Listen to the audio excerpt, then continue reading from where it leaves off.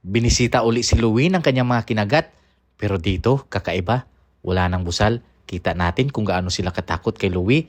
Sino bang hindi matakot kapag ganitong aso ang nasa harapan ninyo?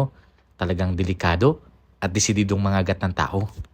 Kailangan nating turuan sila kung paano i-handle si Louie para wala nang makagat. Okay, pero kailangan busisan nyo lang si Louie. So ipakita nyo yung boses nyo na kayo ang superior. Okay? Pero superior kayo, meron kayong binibigay na pagkain. Okay? Para makikinig din si Louie sa inyo. Time na okay naman siya, so pagbigay kayo ng treat. So pwede nyo rin gagawin, sit, down, stay, tapos may treat. Alright, so positive reinforcement. Para ma-reinforce natin yung positive na attitude na ginagawa ng aso kapag sinusunod sa atin. Tapos may reward. Okay. Okay, come. Louie, come. Ito lang. Louie, come. Dito, Louie. Tapos, Louie, come. Sit. Stay. Stay. Louie, na. Sit. Okay, pag hindi sunod, di ba? Umaano siya, di ba? Umaalis. Na, Louie, na. Okay, dapat matik. Ganun lang yung siya. Right? Tapos pwede niyong bigyan ng treat. Pag okay naman siya, no? Pag nakikinig naman. Louie, down. Okay, busisan nyo talaga siya, no? Stay, Louie, stay. Okay, Louie, stay. Okay, tapos pag ginawa naman ng tama ni Louie, balikan nyo kagad, tapos bigyan nyo ng treat. Yes, good boy. Good boy. Pwede siyang imasel. Tapos stay, Louie.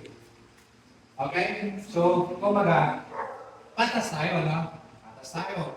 Pag okay siya, bigyan natin ng treat. Pero pag hindi, Louie, mo. Hindi kailangan sumigaw na babae. No! Hindi kailangan na. Busis natin. Dapat yung authority na. May authority na. Sige, ganun lang gagawin niyo. Louie, sit. Louie, come. Okay lang. Sir Ivan.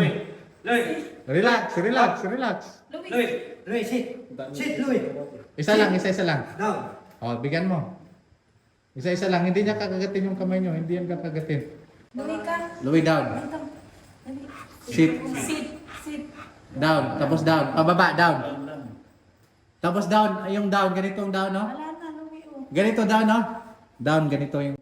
Ang gusto nating mangyari dito, mabawasan yung takot nila kay Louie. Kay grabe talaga ang trauma nila kay Louie. So guys, ang gusto ko dito, binabanding muna nila si Louie, ini-introduce yung treat, and then meron sila mga commands para magkaroon si Louie ng connection sa kanila.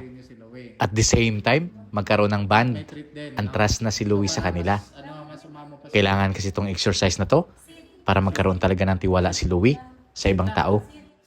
Huwag mo hawakan yung ulo, ha? Dapat sit. Huwag mo hawakan yung ulo. Sit. Okay, go. Pero mapapansin talaga natin yung takot nila dito. Siyempre naman, si Louie ang karap nila. At lahat sila, kinagat na nitong si Louie.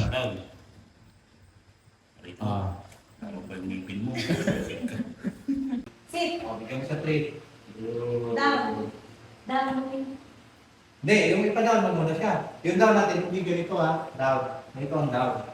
Itong babae na nagkuman ni Louie, siya yung pinakagrabe na kinagat ni Louie. Tapos down. Baka ka rin. Down. Hindi nga ganyan yung down natin. Ganito yung kamay natin. Ganon, hindi na ganyan. Ganon.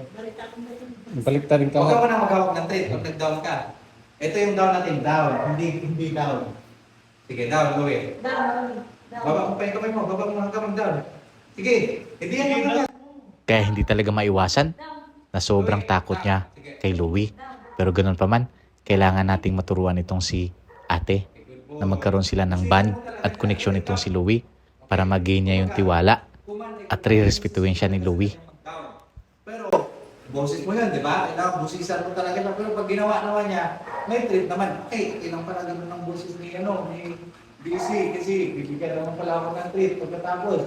O, di ba? Pero kung tensyonado ka, nararamdaman ng aso yan, takot ka. O, kakagating ka. Ibang klaseng aso kasi itong si Louie. Kailangan i-gain mo yung trust niya para magkaroon siya ng respeto sa'yo. Hindi lang yan, kailangan iparamdam mo sa kanya na ikaw yung may authority. O, ito na di ba? Nakapulis na natin, hanap natin si Louie, hindi na kayo kinagat, di ba? Nung ba kayo, may kinagat na kayo, di ba? Wala naman, di ba?